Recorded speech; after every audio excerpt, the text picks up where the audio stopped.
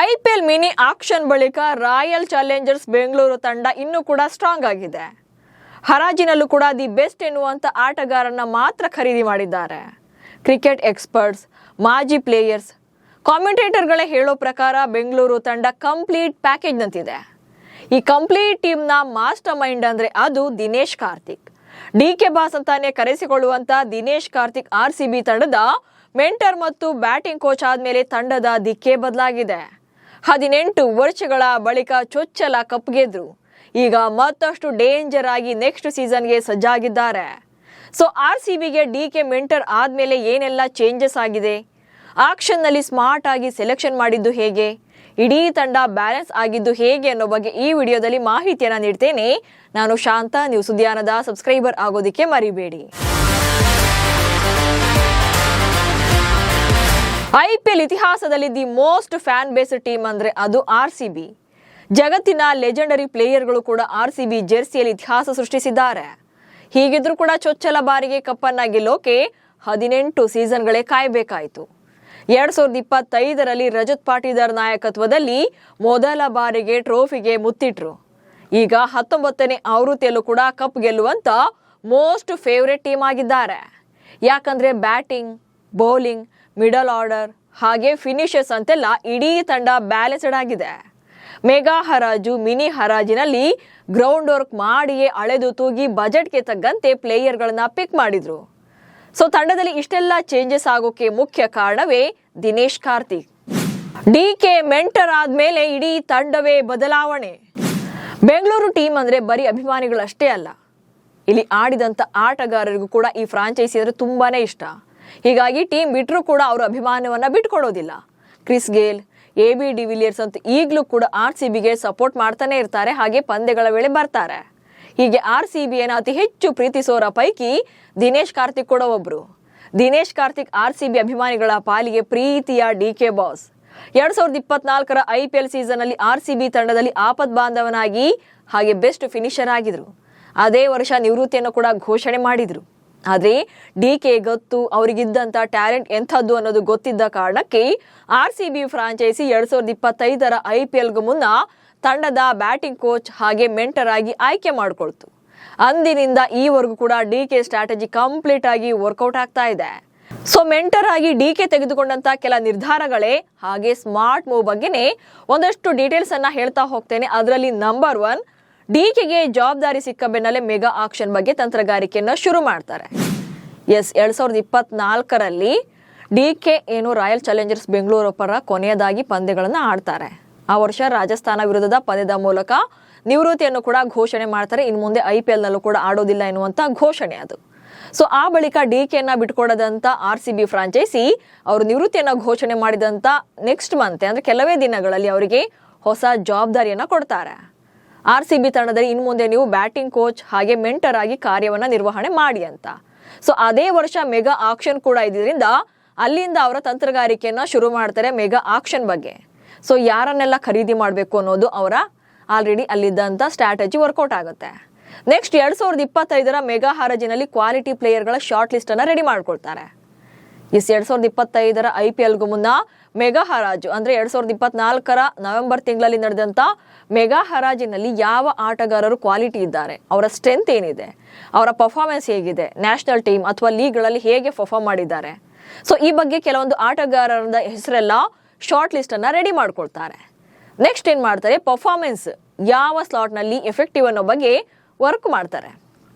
So ಒಬ್ಬ ಆಟಗಾರನ ಹೆಸರನ್ನ ಪಿಕ್ ಮಾಡಿದ್ಮೇಲೆ ಸೊ ಅದು ಅಲ್ಲದೆ ಅವು ಯಾವ ಸ್ಲಾಟ್ನಲ್ಲಿ ಅವನು ಶೈನ್ ಆಗಿದ್ದಾನೆ ಅನ್ನೋ ಬಗ್ಗೆ ಕೂಡ ವರ್ಕ್ ಮಾಡ್ತಾರೆ. ಹಾಗೆ ಹಿನ್ನೆಲೆ ಎಲ್ಲ ತೆಗೆದು ಅವರ ಅಂಕಿಅಂಶಗಳ ರೆಕಾರ್ಡ್ಸ್ ಅನ್ನೆಲ್ಲ ನೋಡಿ ಆನಂತರ ಅವರು ಒಂದು ಶಾರ್ಟ್ ಲಿಸ್ಟ್ ಅನ್ನ ರೆಡಿ ಮಾಡ್ಕೊಳ್ತಾ ಹೋಗ್ತಾರೆ. ಸೊ ಅವರ ಪರ್ಫಾರ್ಮೆನ್ಸ್ ವೈಸ್ ಇಲ್ಲಿ ಅಂಡ್ ನೆಕ್ಸ್ಟ್ ಬ್ಯಾಟಿಂಗ್ ಚೆನ್ನಾಗಿದ್ರು ಕೂಡ ಬೌಲಿಂಗ್ ವೀಕ್, ಈ ಬಗ್ಗೆ ಗ್ರೌಂಡ್ ವರ್ಕ್ ಅನ್ನ ಮಾಡ್ತಾರೆ. ಸೊ RCB ತಂಡದ ಮೇನ್ ಮೈನಸ್ ಪಾಯಿಂಟ್ ಇದ್ದದ್ದೇ ಅವ್ರು ಯಾಕೆ ಎಷ್ಟು ವರ್ಷಗಳಾದ್ರೂ ಕೂಡ ಕಪ್ ಗೆಲ್ಲೋಕೆ ಸಾಧ್ಯವಾಗ್ಲಿಲ್ಲ ಅನ್ನೋದನ್ನ ನೋಡಿದಾಗ ಮೇನ್ ಕಾಡುವಂತ ಸಮಸ್ಯೆ ಅಂತಂದ್ರೆ ಅದು ಬೌಲಿಂಗ್ ವೀಕ್ ಆಗಿದ್ದು. ಬ್ಯಾಟಿಂಗ್ ನಲ್ಲಿ ಲೆಜೆಂಡರಿ ಬ್ಯಾಟರ್ಗಳೇ ಇದ್ರು. ಕ್ರಿಸ್ ಗೇಲ್ ಇರ್ಬೋದು, ಯೂನಿವರ್ಸಲ್ ಬಾಸ್ ಅಂತಾನೆ ಕರೆಸಿಕೊಳ್ಳುವಂತ ಕ್ರಿಸ್ ಗೇಲ್ ಇದ್ರು. ಮಿಸ್ಟರ್ 360 ಡಿಗ್ರಿ ಬ್ಯಾಟರ್ ಅಂತ ಕರೆಸಿಕೊಳ್ಳುವಂತ AB ಡಿವಿಲಿಯರ್ಸ್ ಇದ್ರು. ಇನ್ನು ಜಗತ್ತೇ ರನ್ ಮಿಷನ್ ಅಂತ ಕರೆಯುವಂತ ವಿರಾಟ್ ಕೊಹ್ಲಿ ಕೂಡ ಇದ್ದಾರೆ. ಅದರಲ್ಲೂ ಕೂಡ 2016ರಲ್ಲಂತೂ ವಿರಾಟ್ ಕೊಹ್ಲಿ ನಿಜಕ್ಕೂ ಕೂಡ ವಿರಾಟ ರೂಪ ತಾಳಿದ್ರು. ಬಟ್ ಆ ವರ್ಷ ಕೂಡ ಕಪ್ ಗೆಲ್ಲೋಕ್ಕಾಗಿರ್ಲಿಲ್ಲ. ಸೊ ಫೈನಲ್ಗೆ ಹೋಗ್ತಾರೆ ಅಥವಾ ಪ್ಲೇ ಆಫ್ಗೆ ಹೋಗ್ತಾರೆ ಅಥವಾ ಯಾಕೆ ಇದನ್ನ ಗೆಲ್ತಾ ಇಲ್ಲ ಟ್ರೋಫಿನ ಅಂದಾಗ ಅಲ್ಲಿ ಬೌಲಿಂಗ್ ವೀಕ್ನೆಸ್ ಎದ್ದು ಕಾಣಿಸ್ತಾ ಇತ್ತು. ಸೊ ಅಲ್ಲಿ ಎಷ್ಟೇ ರನ್ಗಳನ್ನ ಹೊಡೆದ್ರೂ ಕೂಡ ಅದನ್ನ ಡಿಫೆಂಡ್ ಮಾಡ್ಕೊಳಕ್ ಸಾಧ್ಯ ಆಗ್ತಾ ಇರಲಿಲ್ಲ.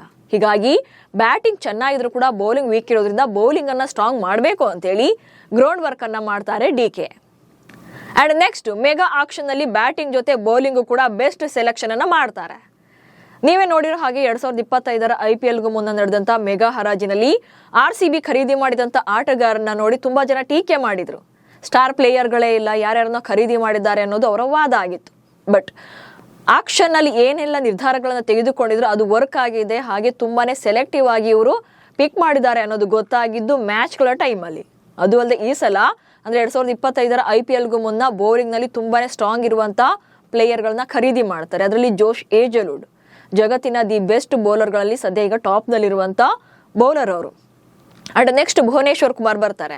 ಭುವಿ ಕೂಡ ಸ್ವಿಂಗ್ ಕಿಂಗ್ ಅಂತಾನೆ ಕರೆಸಿಕೊಳ್ಳುವಂತ ಭುವಿ ಕೂಡ ಮೇನ್ ಸ್ಟ್ರೆಂತ್ ಆಗ್ತಾರೆ. ಜೊತೆಗೆ ಏನಂತಂದ್ರೆ ಸ್ಪಿನ್ ವಿಭಾಗ ಅಥವಾ ಬೌಲಿಂಗ್ ನಲ್ಲಿ ಸ್ಟ್ರಾಂಗ್ ಯಶ್ ದಯಾಳ್ ಕೂಡ ಇದ್ದಿದ್ರಿಂದ ಬಹುಶಃ ಅದು ಬೌಲಿಂಗ್ ಅನ್ನ ಬ್ಯಾಲೆನ್ಸ್ ಮಾಡ್ತಾ ಹೋಯ್ತು. ಸೊ ಇದು ಕೂಡ ಒಂದು ಪ್ಲಸ್ ಆಯ್ತು. ಅಂಡ್ ನೆಕ್ಸ್ಟ್ ಪ್ರತಿ ಪಂದ್ಯಕ್ಕೂ ಮುನ್ನ ಪ್ಲೇಯಿಂಗ್ 11 ಬಗ್ಗೆ ನಾಯಕನ ಜೊತೆ ಚರ್ಚೆ ಮಾಡ್ತಾ ಇದ್ರು ಡಿಕೆ. ಡಿಕೆ ಏನಂತಂದ್ರೆ ಪ್ರತಿ ಪಂದ್ಯಕ್ಕೂ ಮುನ್ನ ವರ್ಕೌಟ್ ಮಾಡ್ತಾ ಇದ್ರು. ಯಾವ ಪಂದ್ಯ, ಯಾರ ವಿರುದ್ಧ, ಹಾಗೆ ಪ್ಲೇಯಿಂಗ್ 11 ಹೇಗಿರ್ಬೇಕು ಅನ್ನೋ ಬಗ್ಗೆ ನಾಯಕನ ಜೊತೆ ಚರ್ಚೆ ಮಾಡಿ ತೀರ್ಮಾನಗಳನ್ನ ತೆಗೆದುಕೊಳ್ತಾ ಇದ್ರು. ಸೊ ಇದು ಕೂಡ ಪ್ಲಸ್ ಆಯ್ತು. ಅಂಡ್ ನೆಕ್ಸ್ಟ್ ಏನಂತಂದ್ರೆ ಆಟಗಾರರ ಪ್ಲಸ್ ಅಂಡ್ ಮೈನಸ್ ಏನು ಅನ್ನೋ ಬಗ್ಗೆ ಮಾತುಕತೆ ನಡೆಸಿ ಆಯ್ಕೆ ಮಾಡ್ತಾ ಇದ್ರು. ಇದು ಏನಂತಂದ್ರೆ ಬ್ಯಾಟಿಂಗ್ ಇರ್ಬೋದು ಅಥವಾ ಬೌಲಿಂಗ್ ಇರ್ಬೋದು, ಅವರ ಪ್ಲಸ್ ಏನು ಮೈನಸ್ ಏನು ಇದನ್ನೆಲ್ಲ ಕ್ಯಾಲ್ಕುಲೇಟ್ ಮಾಡಿಯೇ ಟೀಮ್ ಅನ್ನ ಫೈನಲ್ ಮಾಡ್ತಾ ಇದ್ರು. ಇದು ಕೂಡ ತಂಡಕ್ಕೆ ಪ್ಲಸ್ ಆಯ್ತು. ಅಂಡ್ ನೆಕ್ಸ್ಟ್ ಡ್ರೆಸ್ಸಿಂಗ್ ರೂಮ್ ನಲ್ಲಿ ಎಲ್ಲರ ಜೊತೆ ಕೂಡ ಫ್ರೆಂಡ್ಲಿ ಆಗಿ ಮಿಂಗಲ್ ಆಗ್ತಿದ್ದಾರೆ. ನಿಜಕ್ಕೂ ಕೂಡ RCB ತಂಡದಲ್ಲಿ ಹಾಗೆ ಡ್ರೆಸ್ಸಿಂಗ್ ರೂಮ್ ನಲ್ಲಿ ಆಟಗಾರರ ಪಾಲಿಗೂ ಕೂಡ ಅಚ್ಚುಮೆಚ್ಚಿನ ಹೀರೋ ಆಗಿದ್ದಾರೆ ಡಿಕೆ. ಸೊ ಫ್ರೆಂಡ್ಲಿ ಆಗಿ ಮೂವ್ ಆಗೋದು, ಅವರ ಸಜೆಷನ್ಸ್ ಅನ್ನ ತಗೊಳ್ಳೋದು, ಅವರ ಸಮಸ್ಯೆಗಳನ್ನ ಆಲಿಸೋದು, ಸೊ ಇದೆಲ್ಲ ಮಾತುಕತೆ ನಡೆಸ್ತಾ ಇರೋದ್ರಿಂದ ತಂಡದ ಆಟಗಾರರು ಕೂಡ ಫ್ರೀ ಮೈಂಡ್ ಆಗಿ ಪರ್ಫಾರ್ಮೆನ್ಸ್ ಅನ್ನ ನೀಡೋಕೆ ಸಾಧ್ಯವಾಯಿತು. ಅಂಡ್ ನೆಕ್ಸ್ಟ್ 2026ರ IPLಗೆ ರಿಲೀಸ್ ಮಾಡುವಾಗಲೇ ಅಳೆದು ತೂಗಿ ಹೆಜ್ಜೆಯನ್ನ ಇಟ್ರು. 2025ರ IPL ನಲ್ಲಿ ಚಾಂಪಿಯನ್ ಆದಂತ RCB ತಂಡ 2026ರ IPLಗೂ ಮುನ್ನ ಮಿನಿ ಆಕ್ಷನ್ಗೆ ಅಂತೇಳಿ 8 ಆಟಗಾರನ ರಿಲೀಸ್ ಮಾಡ್ತಾರೆ. ಸೊ ಅದರಲ್ಲಿ ತುಂಬಾ ಎಫೆಕ್ಟಿವ್ ಆಗಿ ಆಡಿದಂತ ಪ್ಲೇಯರ್ಗಳನ್ನು ಯಾರನ್ನು ಕೂಡ ಬಿಟ್ಕೊಡೋದಿಲ್ಲ. ಲಿಯಾನ್ ಲಿವಿಂಗ್ಸ್ಟೋನ್ ಮಾತ್ರವೇ ಅಲ್ಲಿ ಎಕ್ಸ್ಪೆನ್ಸಿವ್ ಅನ್ಸಿದಂತ ಆಟಗಾರನನ್ನ ಬಿಟ್ಕೊಡ್ತಾರೆ. ಯಾಕಂದ್ರೆ ಆ ವರ್ಷ ಅವರ ಪರ್ಫಾರ್ಮೆನ್ಸ್ ಅಷ್ಟಕ್ಕಷ್ಟೇ ಇತ್ತು. ಹೀಗಾಗಿ ಬಿಟ್ಕೊಟ್ರು ಕೂಡ ನೆಕ್ಸ್ಟ್ ಈಗ ಆಕ್ಷನ್ ನಲ್ಲಿ ಆಟಗಾರನ ಖರೀದಿ ಮಾಡುವಾಗ ಒಳ್ಳೊಳ್ಳೆ ಆಟಗಾರನೇ ಖರೀದಿ ಮಾಡಿದ್ದಾರೆ. ಅಂದ್ರೆ ಮಿನಿ ಆಕ್ಷನ್ ನಲ್ಲಿ ಆಟಗಾರರ ಖರೀದಿಯಲ್ಲೂ ಕೂಡ ಸ್ಟ್ರಾಂಗ್ ಪ್ಲೇಯರ್ಗಳನ್ನೇ ಆಯ್ಕೆ ಮಾಡಿದ್ರು. 2025ರಲ್ಲಿ ವೆಂಕಟೇಶ್ ಅಯ್ಯರ್ ಮೇಲೆ 23 ಕೋಟಿಗೂ ಹೆಚ್ಚು ಹಣವನ್ನ ಬಿಡ್ ಮಾಡಬೇಕು ಅಂತ ಹೇಳಿ ಕೂಗಿರ್ತಾರೋ, ಸೊ ಅದೇ ಆಟಗಾರನ ಈ ಸಲ ಮಿನಿ ಆಕ್ಷನ್ ನಲ್ಲಿ 7 ಕೋಟಿ ರೂಪಾಯಿಗೆ ಖರೀದಿಯನ್ನ ಮಾಡ್ತಾರೆ. ಸೊ ಅಲ್ಲಿ 16 ಕೋಟಿ ರೂಪಾಯಿಗಳು ಸೇವಿಂಗ್ಸ್ ಆಗುತ್ತೆ. ನೆಕ್ಸ್ಟ್ ಈಗ ಹಾಗೆ ಮಂಗೇಶ್ ಯಾದವ್ಗೆ ಅಂದ್ರೆ ಆಲ್ರೌಂಡರ್ ಆಗಿರುವಂತ ಮಂಗೇಶ್ ಯಾದವ್ಗೆ 5.20 ಕೋಟಿ ರೂಪಾಯಿನ ನೀಡಿ ಖರೀದಿ ಮಾಡ್ತಾರೆ. ಸೊ ಇವರು ಬೆಸ್ಟ್ ಫ್ಯೂಚರ್ ಅಲ್ಲಿ ಬೆಸ್ಟ್ ಪ್ಲೇಯರ್ ಆಗ್ತಾರೆ. ಹೀಗಾಗಿ ಬ್ಯಾಟಿಂಗ್ ಹಾಗೆ ಬೌಲಿಂಗ್ ಎರಡರಲ್ಲೂ ಕೂಡ ಎಫೆಕ್ಟಿವ್ ಆಗಿರೋದ್ರಿಂದ ಅವ್ರ ಮೇಲೆ ಅಷ್ಟೊಂದು ಹಣವನ್ನ ಬಿಡ್ ಮಾಡ್ತಾರೆ. ಅಂಡ್ ಜೇಕಬ್ ಡಫಿಗೂ ಕೂಡ ಜಸ್ಟ್ 2 ಕೋಟಿ ರೂಪಾಯಿ ಅವರನ್ನ ಖರೀದಿ ಮಾಡ್ತಾರೆ. ಡಫಿ ಸದ್ಯ T20 ಫಾರ್ಮೆಟ್ ನಲ್ಲಿ ಟಾಪ್ 2 ನಲ್ಲಿರುವಂತ ಬೌಲರ್. ಸೊ ಏನು RCB ಖರೀದಿ ಮಾಡುತ್ತೆ ಆ ಟೈಮಲ್ಲಿ ಬೌಲಿಂಗ್ ನಲ್ಲಿ ಟಾಪ್ 2 ನಲ್ಲಿ ಇದ್ರು ಕೂಡ ಯಾವುದೇ ತಂಡಕ್ಕೂ ಕೂಡ ಅವರನ್ನ ಖರೀದಿ ಮಾಡೋಕ್ ಬಿಡದೆ ಜಸ್ಟ್ ಮೂಲ ಬೆಲೆಯಲ್ಲೇ ಕೊಂಡುಕೊಳ್ತಾರೆ. ಸೊ ಇದು ಒಂದು ಸ್ಮಾರ್ಟ್ ಮೂವ್ ಅಂತ ಅನಿಸುತ್ತೆ. ಹೀಗೆ ಡಿಕೆಗೆ ಅಧಿಕಾರ ಸಿಕ್ಕ ಮೇಲೆ RCBಯನ್ನ ಚಾಂಪಿಯನ್ ಮಾಡಲೇಬೇಕು ಅಂತ ಪಣ ತೊಟ್ಟಿದ್ರು. ಸೊ ಹೀಗಾಗಿ ಫಸ್ಟ್ ಸೀಸನ್ ಅಲ್ಲಿ ಮಾಡಿ ಕೂಡ ತೋರಿಸಿದ್ರು. ಇನ್ನು IPL ನಲ್ಲಿ ಆಟಗಾರನಾಗಿ ಕೂಡ ಡಿಕೆ ಸಾಕಷ್ಟು ಸದ್ದು ಮಾಡಿದ್ದಾರೆ. RCB, ಡೆಲ್ಲಿ ಕ್ಯಾಪಿಟಲ್ಸ್, ಪಂಜಾಬ್, ಮುಂಬೈ ಹಾಗೆ KKR ಅಂತ 6 ತಂಡಗಳ ಪರ ಡಿಕೆ ಕಣಕ್ಕಿಳಿದಿದ್ರು. 2022ರ IPL ಮೆಗಾ ಹರಾಜಿನಲ್ಲಿ ಬೆಂಗಳೂರು ಫ್ರಾಂಚೈಸಿ ದಿನೇಶ್ ಕಾರ್ತಿಕ್ ಅವರನ್ನ ಖರೀದಿ ಮಾಡುತ್ತೆ. ಅಲ್ಲಿಂದ ಈಚೆಗೆ RCBಯಲ್ಲೇ ಕಂಟಿನ್ಯೂ ಆಗ್ತಿದ್ದಾರೆ. IPL ನಲ್ಲಿ ಒಟ್ಟಾರೆಯಾಗಿ 257 ಪಂದ್ಯಗಳನ್ನು ಆಡಿದ್ದು 22 ಅರ್ಧ ಶತಕಗಳೊಂದಿಗೆ 4847 ರನ್ಗಳನ್ನ ಕಲೆ ಹಾಕಿದ್ದಾರೆ. ಅಲ್ಲದೆ IPL ಇತಿಹಾಸದಲ್ಲಿ ಅತಿ ಹೆಚ್ಚು ರನ್ಗಳನ್ನ ಸ್ಕೋರ್ ಮಾಡಿದವರ ಪಟ್ಟಿಯಲ್ಲಿ ಟಾಪ್ 10 ಪ್ಲೇಯರ್ಗಳ ಪಟ್ಟಿಯಲ್ಲಿ ಸ್ಥಾನ ಪಡೆದಿದ್ದಾರೆ.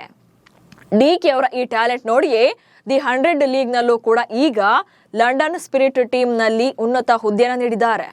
ಅಲ್ಲೂ ಕೂಡ ಮೆಂಟರ್ ಹಾಗೆ ಬ್ಯಾಟಿಂಗ್ ಕೋಚ್ ಆಗಿ ಆಯ್ಕೆ ಮಾಡಿದ್ದಾರೆ. ಒಟ್ಟಿನಲ್ಲಿ ಅಭಿಮಾನಿಗಳ ಅಚ್ಚುಮೆಚ್ಚಿನ ಡಿಕೆ ಬಾಸ್ RCBಯಲ್ಲಿ ಆಟಗಾರನಾಗಿ ಅಷ್ಟೇ ಅಲ್ಲದೆ ಮೆಂಟರ್ ಅಂಡ್ ಕೋಚ್ ಆಗಿಯೂ ಕೂಡ ಆಪದ್ಬಾಂಧವನಾಗಿದ್ದಾರೆ. ನಿಮಗೂ ಕೂಡ ಡಿ ಕೆ ಅವರ ಸ್ಟ್ರಾಟಜಿ ಇಷ್ಟ ಆಗಿದ್ರೆ ಕಮೆಂಟ್ಸ್ ಮೂಲಕ ತಿಳಿಸಿ. ಹಾಗೆ ಸುದ್ದಿಯನ್ನು ಫಾಲೋ ಮಾಡಿ. ನಮಸ್ಕಾರ.